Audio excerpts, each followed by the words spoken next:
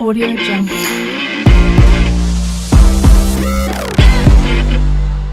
So, boiler room, like I like to call it, at the broadcast podcast studio. First time Matt and I are doing this kind of thing alone, and excited. I think what we've spoken about from the outset was we just want to keep it as real as possible. So yeah, that's what it's about. We're not here to put on a show for anyone. It's just to chat, catch up, share, and learn, I guess. And I think not also just to make it about this generic kind of property jargon that, so often, or kind of like just this formal kind of business jargon where people aren't actually engaged with the conversation, but rather to, like you were saying, Tim, just to be real and to express the kind of, in my opinion, kind of the deeper side to a lot of what it is that we do and why we're doing it, and and I think a good place to start would maybe you want to share like what's your experience, how did you get to this place as a broker, what brought you here? I think from quite a young age, in my later teen years, I went for a job shadow in Stellenbosch, and I went and I met with the developer. To this day, I don't know who the developer is. I cannot remember his name, which is quite disappointing, but I really do hope that I can reconnect with him. But it was a short, brief meeting, and I walked into a site that he was busy developing, and I walked around and it was this open landscape, and we went back to his office and he showed me what his plans were.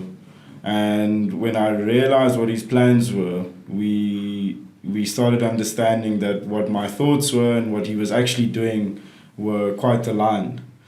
So I think that opened up a desire to really engage with the property asset as something that is envisioned and is turned from nothing into something.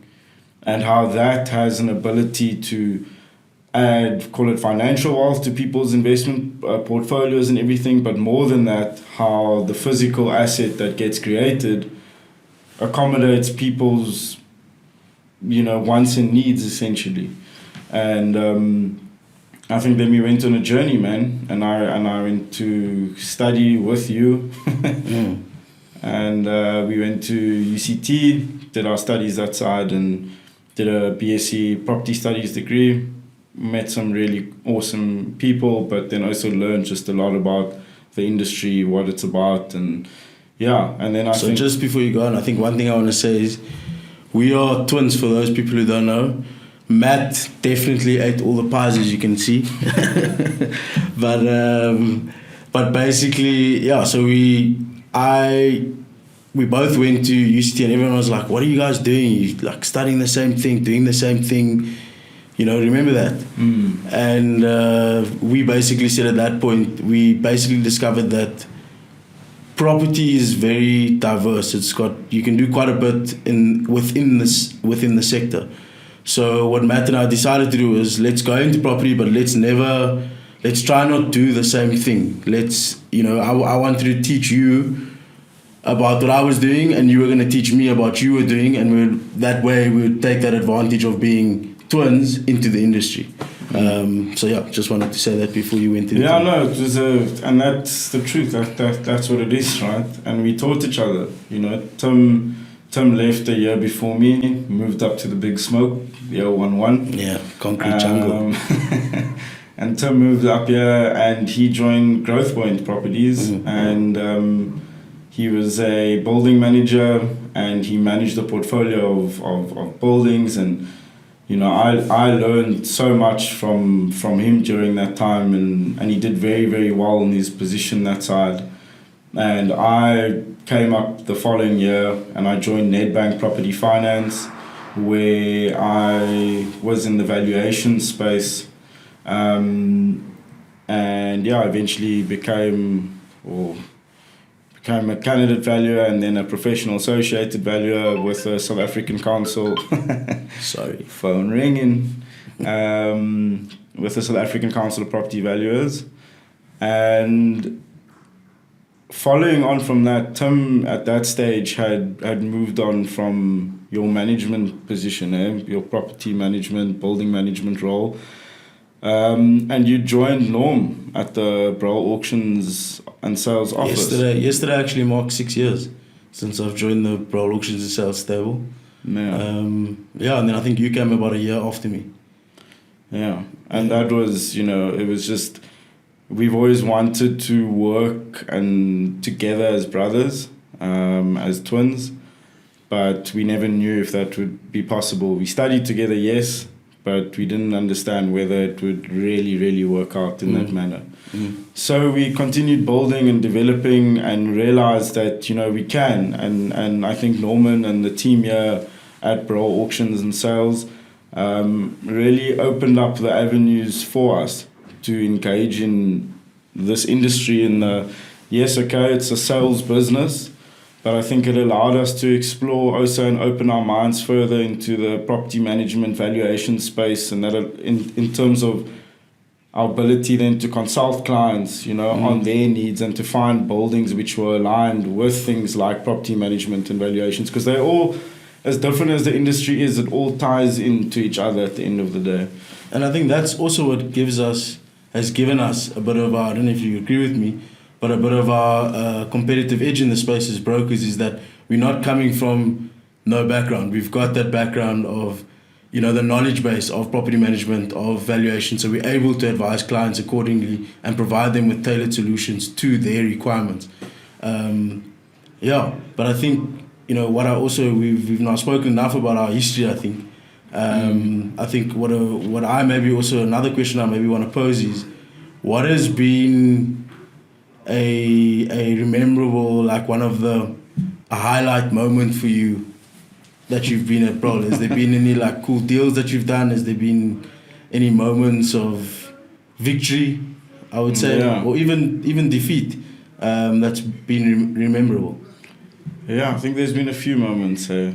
The first moment was when I first came and I joined Broll Auctions, and we were together finally in a partnership, 50-50. And we walked into, and very close to where we were staying in an area called Greenstone, Modderfontein side in Joburg, there was a shopping centre called the Terrace Shopping Centre, the Terraces. And it's on Terrace Road. Yeah. And you managed to source this property and get a mandate on it, and just together we worked this world-class auction campaign, and you taught me so much in that very short space of time as your twin brother and business partner now, and we managed to conclude on this transaction, and I really that was a pivotal moment for me, because it's throughout all the challenging times that I have experienced as a broker, being on a own commission-based only structure. When times are tough, you need certain anchors of victory. And ultimately, that sale of that building, which was in the very beginning, formed a very strong anchor in my career, which brought me back to say, you know what? It is possible. The platform does work. Yeah. It does deliver value. For sure. And it's a world-class platform, actually. Not only does it work, it's amazing. And I think having that experience with you, it also solidified the business side of our relationship. So that for me was a fundamental part of our journey. And my journey as a broker. And I would say there are kind of many other victories in between. I think we'd be all day if we had to discuss every single deal, because every single deal to me has been incredibly special. Even the ones that we haven't done, because of the people that we've met and the challenges along the way, and just opening our minds to completely different markets. Yeah. The recent sale of the Sunbar building in Cape Town, Yeah, I world class. mean, that was Massive something achievement. which, as you know, years ago we were driving past the building and I said to you, dude, like, this is the property. This is the property that's going to have an impact on a lot of people's lives, you know. And remember, we phoned the owner, phoned him and said, you know, this is the vision, this is the plan. And he said, you know what, I'm not going to be selling my building. But if you have a potential buyer, you can bring me an offer. And we went through this whole process, and eventually over the years, it never really transpired into anything. And then eventually, you know, whether it was due to the market conditions changing or the owner's dynamics changing, but a whole culmination of things led to this moment in time where he said to me, you know what, you can get this opportunity and you can move this property. Now, Before you go on, I think one thing I want to say about that was that opportunity never just, it wasn't luck. I watched you, I witnessed you build a solid relationship with the seller over the years. And I think that for me is the one thing that you're touching on here, about our core values as brokers, is building relationships with our clients, and through that having an impact on the industry and the space that we're working. So I think that also really speaks to, the Sunbelt really spoke to the depth of your relationship that you had built for that seller. After many brokers had approached him to move this asset, he chose and elected to work with you and use the platform that Pro Auction Sales gives us, which you've obviously had elaborated on and explained its true power. Led to an actual sole mandate on selling this property. And I think going into that now, like, it's about being real at the end of the day. You know, I'm not in this relationship I'm not in this business, just to build a relationship with somebody so that I can make money off of them. Exactly. And so I think if you go in with that perspective, you become so fickle and you become so like, well, if there's all these deliverables, like, so if you don't do this or if you do that, that means that this relationship is good or it's bad. And therefore, I either want to work with you or I don't. Ultimately, at the end of the day, it was working with the owner. It wasn't working, you know, in a way where we're trying to kind of manipulate one another or persuade one another to get it, you know. The reality is that he had a vision in terms of wanting to sell the building at some stage, and we had developed a good relationship over the years of talking. And that realness and that authenticity within that relationship evolved to the point where you say, you know, other people approached him, but he gave us the sole mandate. But it was because the relationship was real. It wasn't, I'm sure if he was in this room now, he would say, you know, I wasn't one to just talk about the commission and trying to do this deal and manipulating people to come to the right value or whatever. It was an honest transaction. You know, it was an honest building. It's an honest relationship from the outset. So yeah. And it really is a building of significance. Yeah, and that was... It's going to have an impact, a real impact. And that was the thing for me, ultimately, which drove my desire to work with this specific building. I mean, how many other buildings are there in Cape Town or in Durban or in Joburg or anywhere else in South Africa? But the reality is that this building represented so much more than just bricks and mortar. Its positioning in terms of the changing dynamics of that Bellville precinct in Cape Town, what that means to Cape Town, what this building being the landmark that it is and having the iconic nature that it does, the size, I mean, the land size was 1.3 hectares, if I'm not mistaken. You know, to get a land that size, a piece of land, that size, is important because it impacts people's lives. And I think going into something else now, we always ask each other the question, like, what is property? You know, what is property?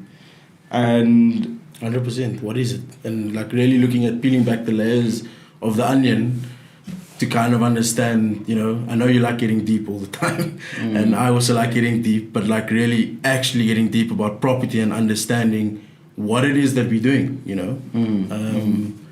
And I think you once mentioned, or you came up with whilst you were at Nedbank, I think you were chatting about, you know, what is property for you, and I think maybe that's a good thing to share with everyone. Was it really is? I think before we move into that, you know, I think I'd want to ask you what you asked me. You know, what is your, you know, your memorable moments, your you know, a few moments of yours along this journey which have really stood out for you and have meant a lot to you? What? Look, I think it's quite funny that you mentioned what you did about the terraces, because that was a big moment for us, because it proved that what we've been working towards strategically for so many years is actually all coming together. So the sale of the terraces 100% was a key deal, and a key moment. And then I think as we journeyed along, there were many other deals. I mean, my first property that I ever took on, I'll never forget. We were out. I got a property out in Witbank, and Norman. I'll never forget the sales meeting we had in that process, where Norman. I was in a sales meeting, and Norman asked me, "So what is the GLA?" And I think it was like 2,000 square meters, if I'm not mistaken. I can't remember. We've done so many things since then. But what I remembered about that was like, I was like, I think it's 1,000 square meters, but I didn't know. I was trying to like, you know, just be cool in the sales meeting, make sure that I get through it. And then he's like, okay, so the ground floor is how many squares? So I'm like 500 squares, but the floor plate is very similar going up. And I said to him, 1,000. He's like, but Tim, if the ground floor is 500 and there's 4 floors, it means that the GLA would be 2,000 square meters. And Norman went absolutely tilt, because I never knew what I was talking about. But the value that I learned from that was really knowing the asset, knowing each and every bit of that asset. I never ever made that mistake again. It really was a moment for me that I carry with me, even though it was a very embarrassing moment for sure.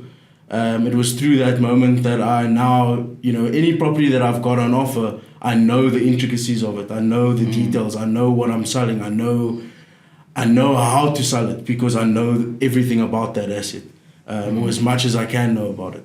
So I think that was also a pinnacle moment. The Sunball certainly was an amazing sale for both of us, and specifically for you, the way you worked that deal.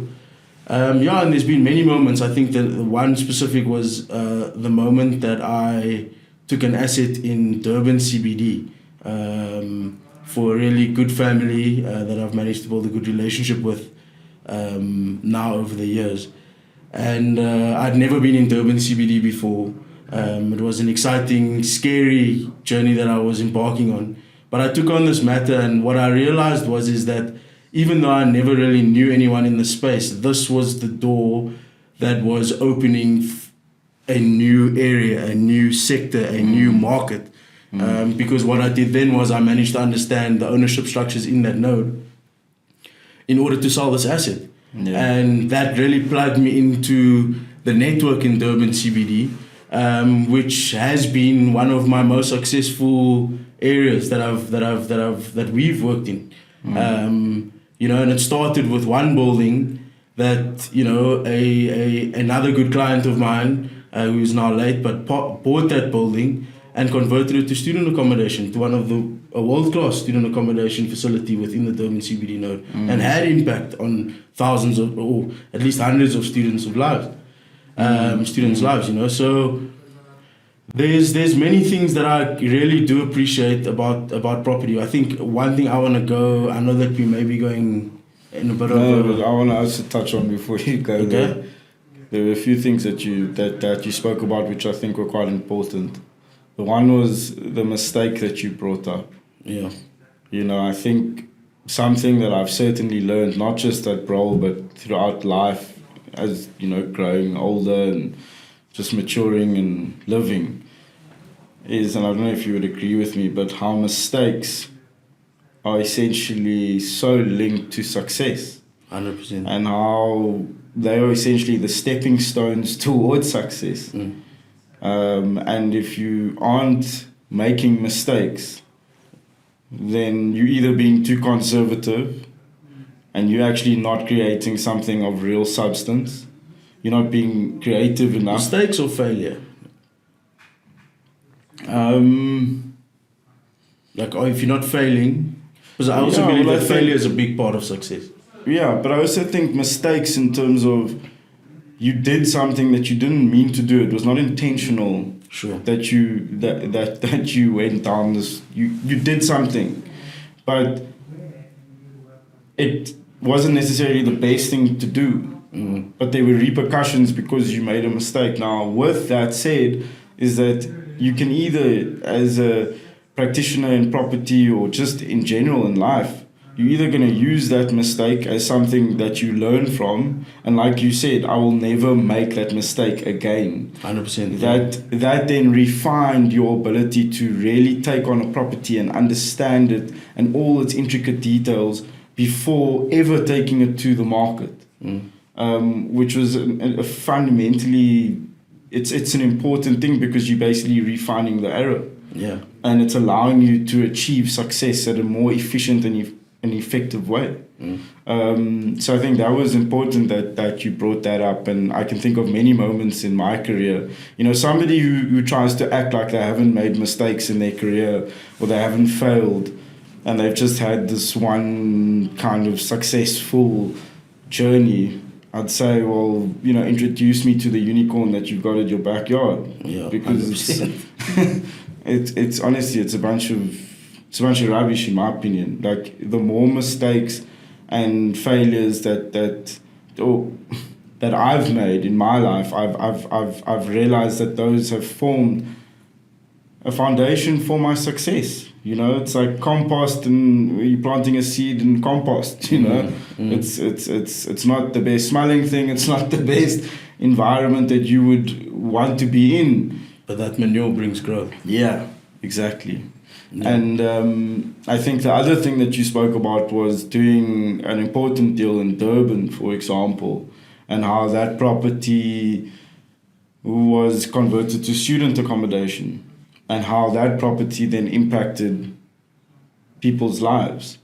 And I think the strategy which you and I have had has been important as well, you know, to the fact that we never focused on, call it, industrial properties in Spartan, and we were the specialists in Spartan. For industrial properties. We said property in South Africa. Yeah. And, you know, can you just, you know, speak to that as well? Because I think that's important. Well, yeah, I think that, again, like the sale in Durban was, if I'm not mistaken, probably my first sale out of Gauteng. And that also was a moment where I realized, but wait, we can do this. That vision, that plan that we had in place, that strategy can actually work. And, you know, that then opened or at least created the confidence, I would say, to believe that we could do it. So going into areas like Bloemfontein and selling in Bloem, going into Cape Town, selling in Cape Town, going into Pretoria, selling in Pretoria, and all these different nodes. Yeah, Plettenberg Bay. You know, going into running campaigns in Ulundi, in Zululand. You know, like we've been to different, and I think that's the blessing of being a broker, a blessing of being in properties, that it literally has taken us to all corners of SA. And it's been amazing because we've literally built up these relationships and networks all over the different provinces within SA.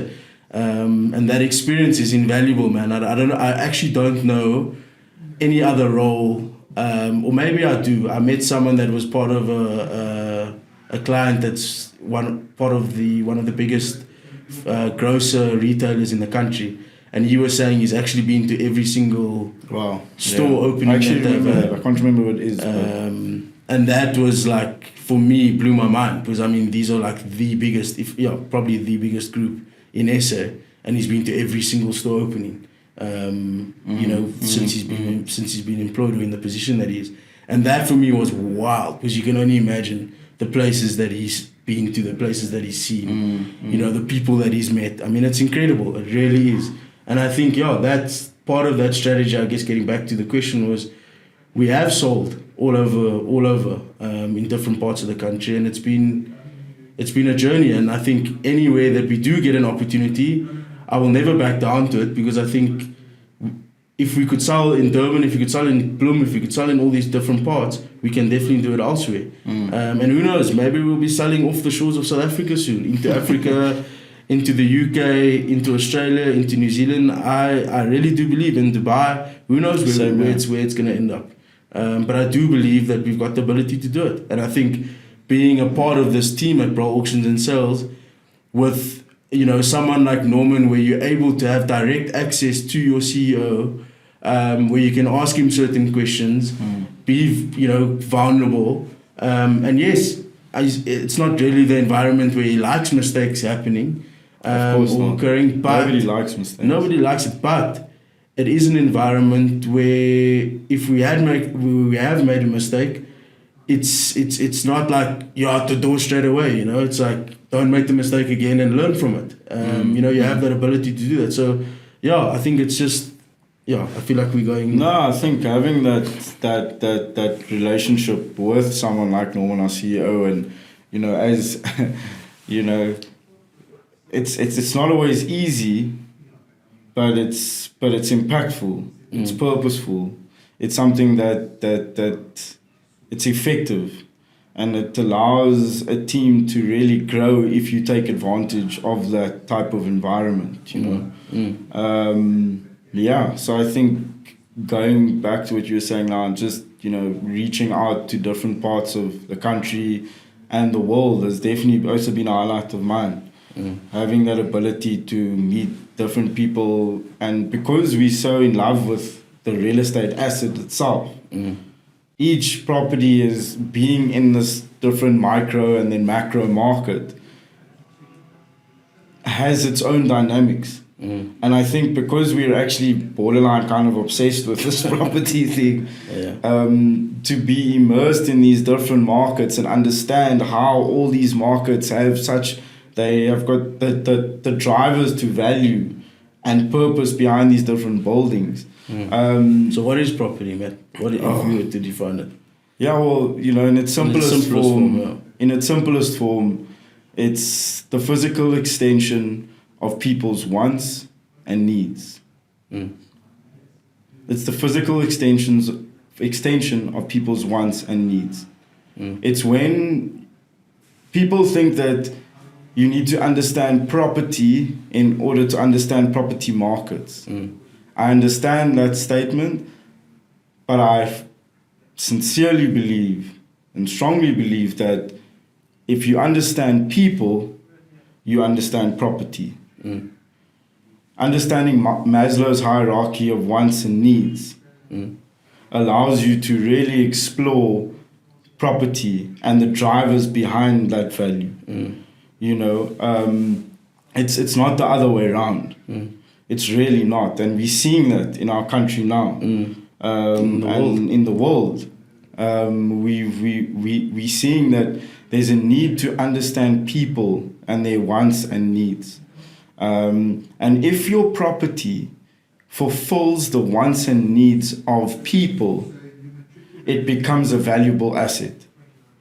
If it does not suit the wants and needs of those people, it is no longer a valuable asset. Yeah, fully. When it's aligned to needs, it therefore becomes even more valuable. When there's wants, there's a range of wants, right? You get luxury, you get, and that's where somebody's buying a property in Clifton, a house for 100 million, where in actual fact the bricks and mortars are nowhere close. The brick and mortar value is nowhere close to that. but it's because there's that want. It's not necessarily a need, but it's a want to live that lifestyle, but there is a want, and that want is what creates demand. Yeah.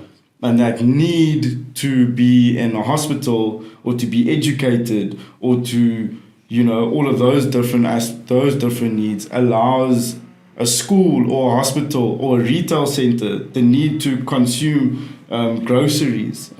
The neighborhood shopping center models that you're looking at now, where you've got a grocer and you've got a pharmacy. And then you've got your line shops or local tenants in between that. Hairdresser, all those kind of guys. But knowing those centers are becoming more and more valuable. Why?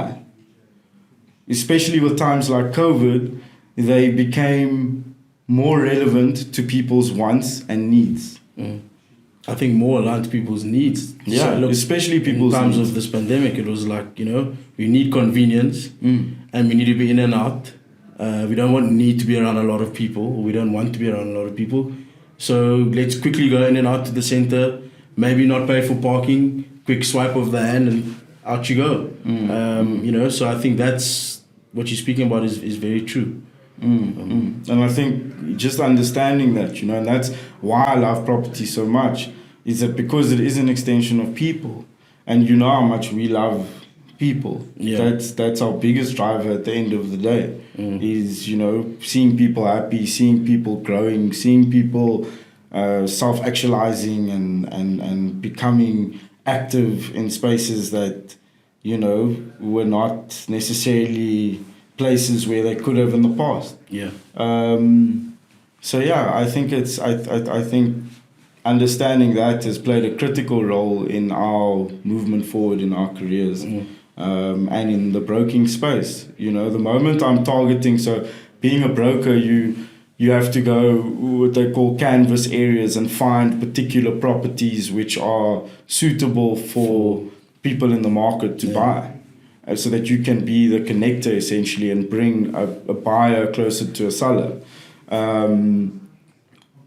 But understanding that deeper dynamic of people's needs and wants allows one to understand which properties within this whole market are suitable, which properties within this market will therefore suit the auction platform that Bro offers, which will suit the tender platform, which will suit the private treaty platform. 100%. I think it's all different kinds of properties suit different sales mechanisms, but the fundamental point of it is that it starts with the human being first, and then the property comes. Yeah. Once you get that, your ability to understand the market and to unlock value from the market and to have impact, to make sound real estate investment and development decisions, huge, becomes absolutely incredible. And then you look at this market and you say, wow. let's go. Another thing that I've just been thinking about, through our constant chats that we've maybe been having was, what has been like some of the challenges that you've experienced, with sellers, buyers, potential clients. Has there been anything whereby clients have maybe behaved in a certain way? We speak about it often, where guys say they're coming to the auction, they don't pitch, that kind of thing. What have been some of the challenges in your journey as a broker? I think we were speaking about it yesterday, right? I think it's ethics. It's been my biggest challenge. Why is ethics something that becomes a competitive advantage? That's something that it's not a value or something that people hold really, really close to them.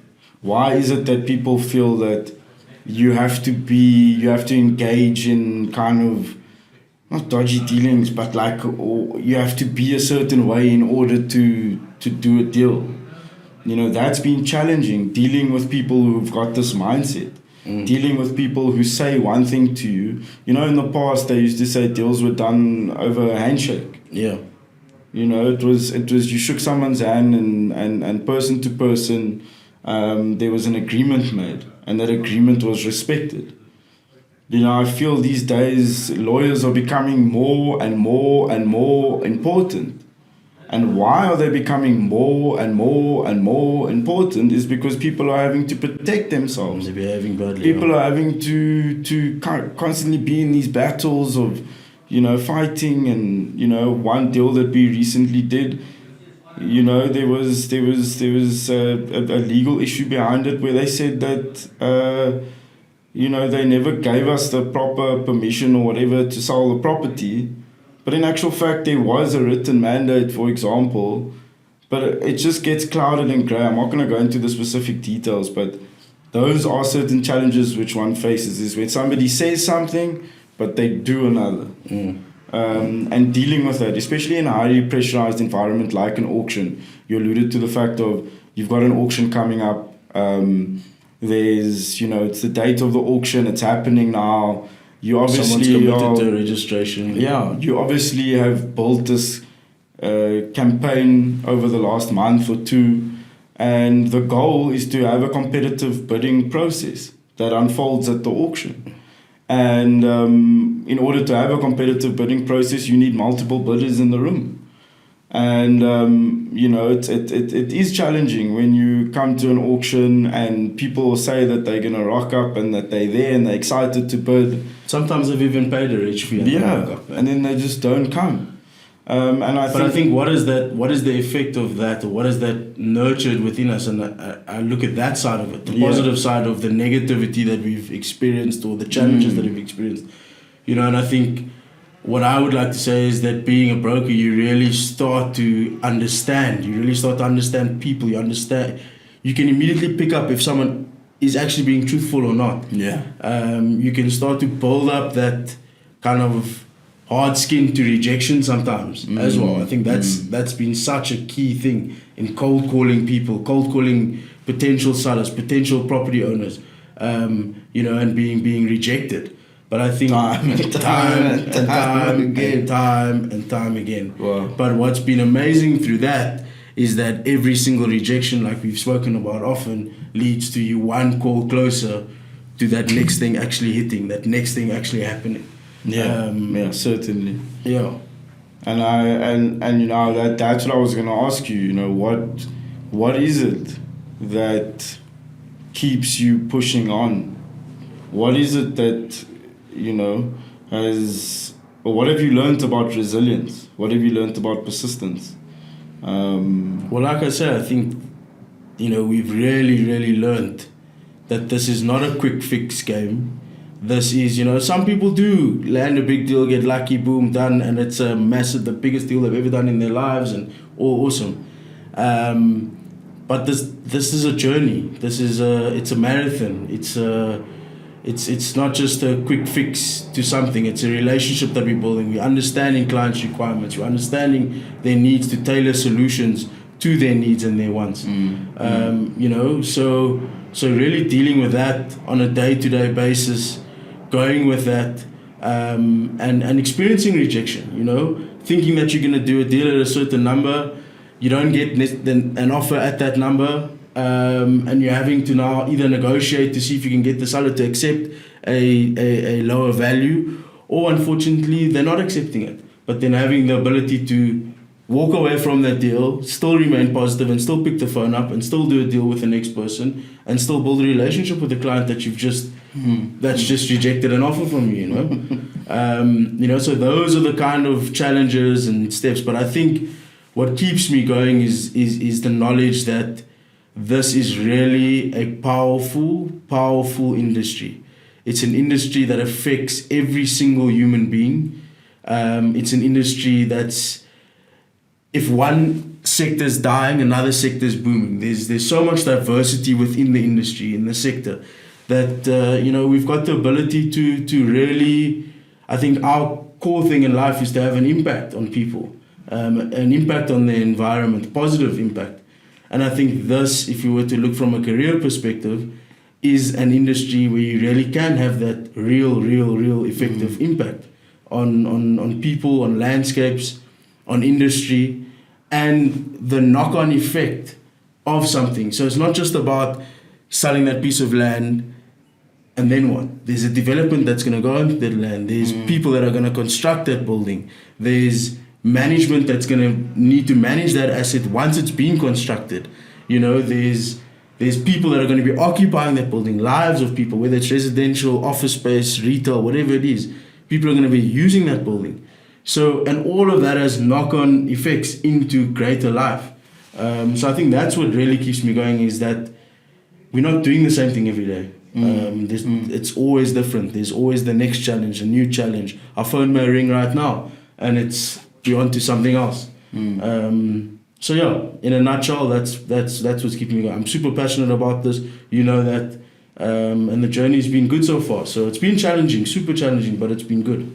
Yeah, and I can attest to that as well. It's all about having an impact, and how this the physical asset of real estate has that impact. You know, it has that ability to fundamentally change people's lives. And that, you know, I think that the power of rejection is something I've really learned in this industry, of picking up the phone and phoning somebody or phoning people over and over and over again, and hearing the word no, or being treated like somebody who's just like a fly to them, and they just want you away, like, stop rashing me, and having to maintain a positive spirit, and having to be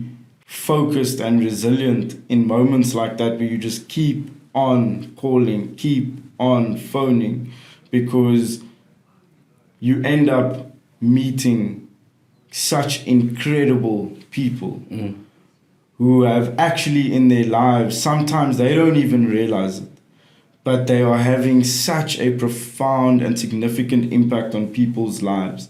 And I mean, if I just look at the team here, and I look at the clients and the relationships that people have built with players in the industry, it is actually unbelievable.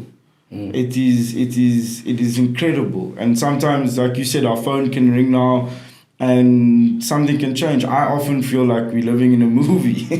You know, you wake up and the next thing you know, this is happening or that's happening, or the deal that somebody spoke to you about is XYZ, it's significant. But yeah, I think I think the power of rejection, people look at it as a negative thing. People look at those hard times and those challenges as something negative. Sometimes they turn away from it and they run away from it. Where I feel that what we've also realized is that we run towards that. We run towards that. So it's almost when somebody says no now, there's this shift which has happened, where if somebody says no now, it's almost like taking fuel and pouring it on a fire, because that's actually just going to make us phone the next person. Exactly. It's going to make us send the next email. It's going to make us look for the next property. And that's what's happened, and that's what I really love about where we find ourselves now, is that I almost feel that those challenges have now evolved into strength. It's evolved in an ability to, and I think in general that's what life is about. You know, it's not to run away from the challenges or to let things which have broken you completely keep you down, you know. But if something in life happens to you and something negative happens, but to never back down and to stand up and say, you know what, I'm going to do this. We are going to see a positive result here. We are going to bring this dream to reality. Yeah. We are going to see that people's lives are changed and that we played a role in that. I think that's what's cool, man. You know? Seeing a client's vision come to fruition is insane. I think that's also, to go back to what you were asking, It's really power. But I think we need to get to the point of wrapping up. So I don't know, maybe you can share some of your thoughts for the remainder of the year. We're halfway through the year. We've got a few months left. What is your thoughts? What do you think? Where are we going? What do you think? Look, I think personally, or do you mean in the industry? What's your... Well, look, I think just in a quick, if you were to summarize... Yeah, I think the industry is adapting, it's changing. There's a lot that's happened with COVID and the effects thereof. And I think we are having to be agile. We're having to adapt quickly. We're having to, make sure that we are up to date in terms of our understanding of the drivers behind the demand and supply of property. And then we're going to have to make sure that we provide solutions, but real solutions, not this whole, not a facade of this is what we do and what, but we actually don't deliver it on a business level. But no, like a real solution for people's needs. Property it's an important aspect of people's lives. It's something that people have spent their whole lives, some of them, building enough wealth so that they could get involved in the commercial property market. Some people have got dreams to be involved in it, but they, due to whatever reasons they may be facing, or past, just disadvantages in the past, or just not having access to the right networks, social capital, or whatever it may be, it's a privilege to be a part of the space, And I think going forward is to acknowledge the fact that it is a privilege, and to acknowledge the fact that we are here, we are alive, and that we have to be grateful. Despite there are a lot of challenges, right? The economy is shaking, it's, the socio-economic challenges are really coming, they're boiling up in our country and across the world. And we are going to have to make sure that we are still able to provide solutions in these times, and be empathetic to people who are going through, lots of challenges. So yeah, I feel going forward, it's having a perspective of gratitude, to shift the perspective of gratitude. Gary Vee, he speaks about the chances of being a human being, 400 trillion to 1. No, ridiculous. 400 trillion to 1. That's literally like winning the lottery 10, 20 times, or whatever it may be. That's just for us to be humans, for us to be here and actually be on this podcast and to be talking. The chances of that in itself is a miracle. So going forward, I think it's just knowing that and acknowledging that it is a miracle. And therefore every single day is a gift. And we have to use it to the full. Our partnership is going to grow. It's our ability to work with people in the space is going to grow, and it's going to become effective. But yeah, I think it's really staying true to our values and our principles during a time of uncertainty, and working with people who've got a perspective towards growth and honest, trustworthy people. And you, what are your thoughts about the future? Yeah, so in a nutshell, I just feel like we've really gone through the most in these last few years, especially with the pandemic, and the effects of that is going to be felt and is being felt in the markets out there, not just in the property market but across all sectors. And I think that as challenging as it may be, it's to be able to find that glimmer of hope, that positivity in the market, and to understand that in these tough and challenging times is sometimes where some of the best opportunities arise. 100%. Properties or opportunities that it was never ever going to be on the market is now on the market. And if with strategic thinking, with collaboration, with ways of making things happen and being together, I think there's a way in which investors, developers, brokers, key role players in the sector are going to be able to come together with a unified vision and start to take on like really, really cool and exciting opportunities in the space, 100%. as challenging as times are. So it's really trying to focus on that, and I think that's the key. And I think we should close off today's chat is that there's definitely positive in the negative. There really is, and actually without the negative brings strength. The negative brings positive. It brings good. So yeah, just excited for what's ahead. But thanks for this, our first. Thank our you, first man. podcast alone. I think it's been awesome. It's been an awesome vibe, and I think we're gonna share many more of these. I think we're gonna maybe have a few guests on the podcast too. Man, Who knows? Look forward to that. But let's see what happens, man. But thank you, Paul. Yeah, thank you too, man. Let's go. Let's keep on making this real. Let's go. Let's go. go. Let's go. Let's go. Cool.